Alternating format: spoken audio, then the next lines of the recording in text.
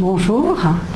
Alors, comment travailler à l'université et comment surmonter le problème de la langue, du français en particulier? Alors, vous avez obtenu votre baccalauréat et là, vous êtes inscrit à l'université. Beaucoup de choses vont changer pour vous. Les cours ne sont plus obligatoires. Il n'y a plus de contrôle continu. Vous allez vous sentir confondu dans la masse d'étudiants dans un amphithéâtre. Vous n'habitez plus avec vos parents, donc vous devez gérer votre quotidien. Vous avez peut-être un problème de langue parce que vous avez changé de pays ou vous devez étudier dans une langue différente de celle maternelle ou de celle avec laquelle vous avez étudié jusqu'à présent. Ainsi, à travers cette petite vidéo, nous allons tenter de vous donner quelques conseils pratiques pour entamer vos études à l'université avec le moins de difficultés possible.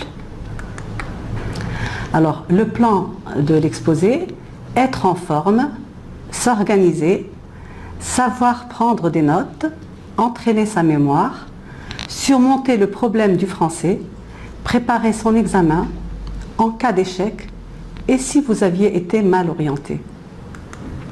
Alors, être en forme. Un esprit sain dans un corps sain. Travailler efficacement exige une bonne hygiène de vie. Qui dit bonne hygiène de vie, dit une alimentation équilibrée et la pratique régulière d'un sport ou d'exercice musculaire. Il faut éviter les excitants tels que café, les viandes grasses qui alourdissent le psychisme et tout excès de sucre, de sel et de gras. Détente et respiration. Après chaque séquence de travail intense qui ne doit pas dépasser 2 ou 3 heures selon les individus, prenez un moment pour vous détendre et respirer. Sortez pour vous oxygéner à l'extérieur, voire pour vous ressourcer. Ceci aura pour conséquence d'éviter une fatigue intellectuelle, de mieux vous concentrer et d'obtenir un meilleur rendement. Pratique d'un sport. L'idéal est que ce dernier puisse se faire à l'air libre, marche, natation, etc.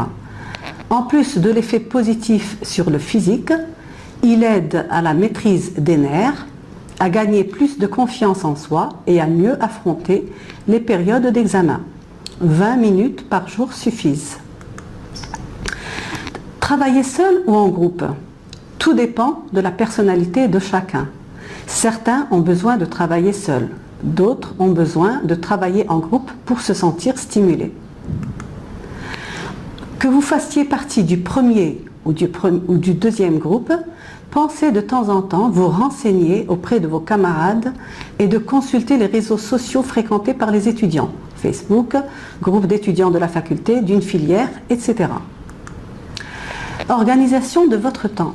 Il a été reconnu depuis assez longtemps que les performances intellectuelles sont intenses jusqu'à midi, puis elles diminuent jusqu'à 15 ou 16 heures pour remonter avec un maximum entre 17 et 21 heures. Donc, à vous de vous organiser en tenant compte de ces données.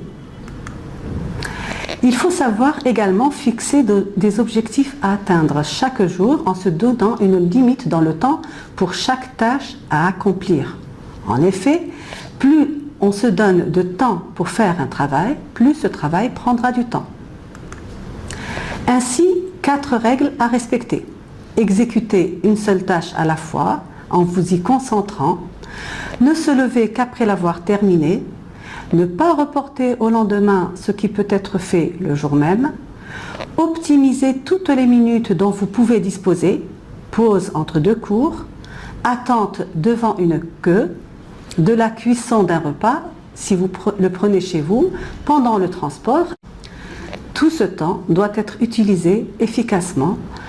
Apprentissage du vocabulaire, de formules, etc. Organisez quotidiennement l'emploi du temps de votre journée.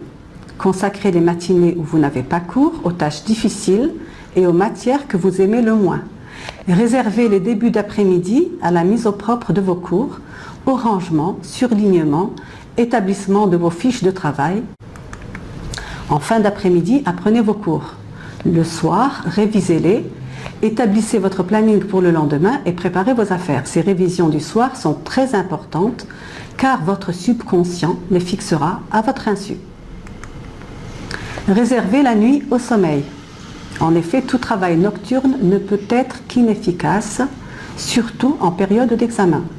Si vous n'arrivez pas à dormir, respirez profondément, écoutez une musique relaxante ou autre, chacun ses habitudes, mais surtout ne prenez pas de somnifères. Assistez à tous vos cours, travaux pratiques et travaux dirigés. Ceci vous permettra de mieux les comprendre, de perdre moins de temps à les reconstituer, de bien faire attention aux parties sur lesquelles le professeur insiste le plus. Savoir prendre des notes. Il y a plusieurs façons de prendre des notes, sur papier, sur ordinateur ou en enregistrement audio. Chacune de ces méthodes présente des avantages et des inconvénients. La prise de notes sur papier, quand elle est bien faite, permet de faire instantanément une synthèse de ce qui est dit par le professeur et donc de mieux retenir. Inconvénient, fatigant et nécessité de rectifier et donc de faire des ratures. De plus, si vous vous absentez une fois, il faudra reprendre le cours d'un camarade, le recopier et l'insérer dans votre cours. Taper son cours à l'ordinateur permet, si vous en avez l'habitude, de le prendre mot à mot, de corriger plus facilement, d'y insérer un cours manquant. Inconvénient, vous prenez ce cours machinalement, sans forcément esprit de synthèse, sans essai de compréhension et surtout vous perdez l'habitude d'écrire, ce qui peut être préjudiciable pour le jour de l'examen. De plus, il faut y insérer des schémas, figures que vous ne pouvez pas prendre sur ordinateur. Même chose pour l'enregistrement audio qui peut paraître le moins fatigant mais qui peut présenter beaucoup d'inconvénients tels que perte de temps pour reconstituer son cours, mauvaise sonorisation et surtout le danger de l'endormissement quand on veut directement y apprendre son cours. Prenez correctement vos notes. N'hésitez pas à prendre un maximum de notes à condition de vous entraîner à faire une synthèse de ce que dit le professeur, qui peut répéter la même chose de plusieurs façons différentes. Utilisez de préférence un cahier grand format, grand carreau, plutôt qu'un classeur avec des feuilles volantes. Laissez toujours une petite marge à gauche pour mettre des réflexions personnelles. Par exemple, tiens, le professeur a beaucoup insisté sur cette partie. Explication des mots difficiles. Même si le professeur vous donne le polycopier, assistez au cours pour mieux fixer les choses. Notez les compléments ou rectifications et voir sur quoi le professeur insiste. Attention, même si vous êtes redoublant, assistez au cours car le professeur peut changer, ajouter ou retrancher certaines parties. Utilisez des couleurs, établir un plan si celui du professeur n'est pas clair, faire des fiches récapitulatives ou juste surligner en couleur les choses importantes. Préparer son cours à l'avance est la meilleure méthode pour mieux le comprendre et l'assimiler, soit en lisant le polycopier fourni par le professeur, soit en se documentant sur ce qui va être dit au cours des années précédentes, livres, etc. Aujourd'hui, Internet permet ceci plus facilement, en plus des cours, travaux dirigés et travaux pratiques mis en ligne par certains professeurs sur le site de l'université. Placez-vous le plus en avant possible pour mieux vous concentrer, entendre le professeur s'il n'y a pas de micro et mieux voir sur le tableau pour les enseignants qui choisissent encore d'utiliser la craie. Restez concentré jusqu'à la fin, d'autant plus que le professeur peut faire un récapitulatif et ou donner des informations importantes à la fin. Aérez vos notes, laissez de l'espace entre chaque paragraphe. Lorsqu'une phrase vous échappe, laissez suffisamment de place pour la compléter. Prenez vos notes en faisant une synthèse au fur et à mesure.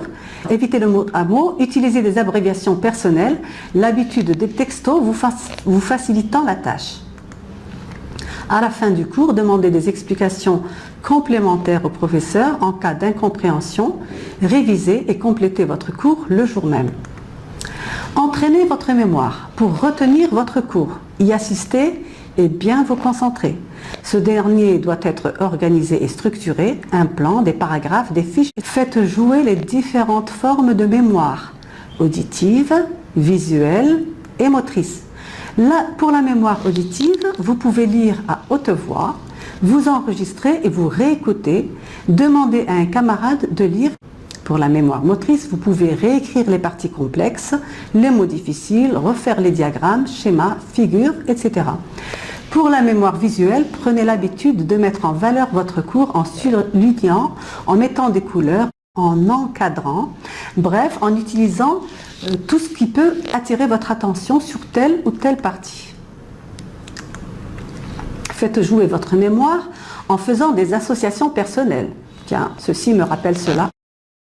Consacrez plus de temps aux matières où vous avez des difficultés ou que vous aimez le moins. Utilisez les concaténations pour retenir dans l'ordre les listes de noms. Je vous donne comme exemple, pour retenir la suite des terrains de l'ère primaire, précambrien, cambrien, silurien, dévonien, carbonifère, permien, on peut faire la phrase suivante: prends ce stylo dans cette pochette. C'est-à-dire qu'on prend la première lettre de chaque mot et on fait une phrase donc avec chacun des mots. Alors, isolez-vous du bruit et de toute perturbation, donc amis qui vous sollicitent pour sortir, télévision, ordinateur, si vous n'arrivez pas à vous contrôler, téléphone portable. Travaillez dans un endroit calme, propre, aéré, bien éclairé, où il ne fait ni trop chaud ni trop froid. Comment surmonter votre problème de langue? Et particulièrement, je prendrai le problème du français. Écrivez à gauche sur vos cahiers toutes les définitions des mots que vous n'avez pas compris. Ensuite, vous pouvez utiliser, pour ne pas avoir tendance à aller toujours sur votre ordinateur et perdre du temps, vous pouvez utiliser des lexiques scientifiques. Bon, je peux vous en recommander un, mais ce n'est pas le seul, il y en a plusieurs sur le marché.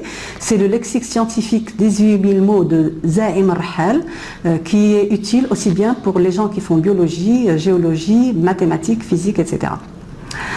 Voilà, donc il y en a plusieurs sur le marché. Je connais celui-là, il est bon, mais rien ne vous empêche d'acheter celui qui vous convient.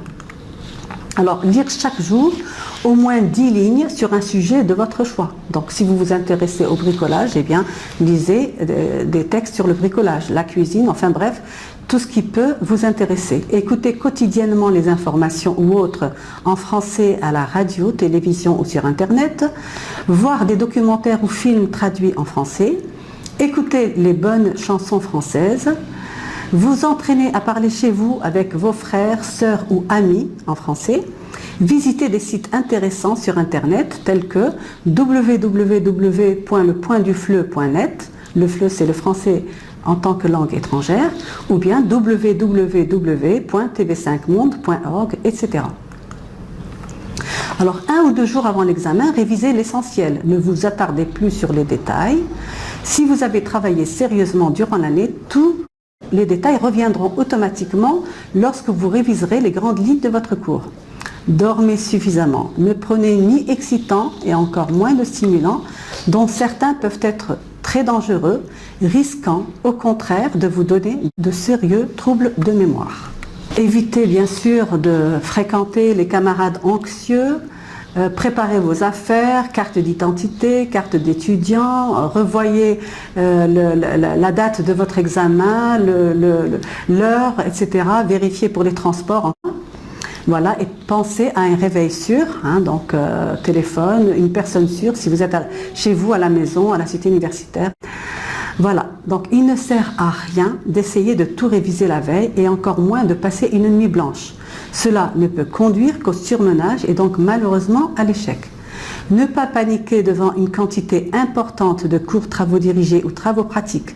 Si vous avez travaillé régulièrement et sérieusement, le jour de l'examen, vous vous concentrerez sur une ou quelques questions posées et en principe, tout devrait revenir automatiquement.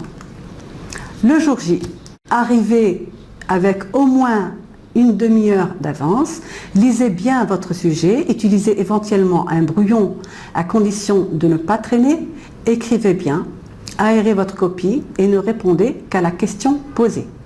En cas de QCM, lisez bien les questions et faites bien attention si on vous demande d'entourer la ou les bonnes réponses. Ne pas utiliser de blanco, ce qui peut bloquer le scannage de la copie lors de la correction. Relisez bien votre copie avant de la remettre et assurez-vous que vous avez bien mis votre nom et votre numéro de table ou d'examen. Alors, si vous refaites votre année, ce n'est pas la fin du monde. Si cela arrive alors que vous avez travaillé, vous allez mieux profiter de votre année, pouvant faire d'autres choses à côté, mais surtout rester assidu dans vos cours et complétez-les, sachant que certains peuvent varier d'une année à une autre. Gardez votre courage, cette année contribuera à vous mûrir et vous permettra de vous fixer des objectifs plus clairs. Si vous ne vous sentez pas à l'aise et que vous n'aimez pas ce que vous faites, bon, il se peut que vous ayez été mal orienté, cela arrive et il n'y a aucune honte à cela. Dans ce cas, il vaut mieux vous faire aider pour vous réorienter et croyez-moi, aucune année n'est perdue si vous avez travaillé régulièrement. Ce que vous aurez fait vous servira d'une manière ou une autre dans votre vie professionnelle ou dans votre vie tout court. Vous gagnerez en expérience, en maturité et en tolérance vis-à-vis des autres. Voilà, alors je vous souhaite à toutes et à tous bon courage et bonne continuation.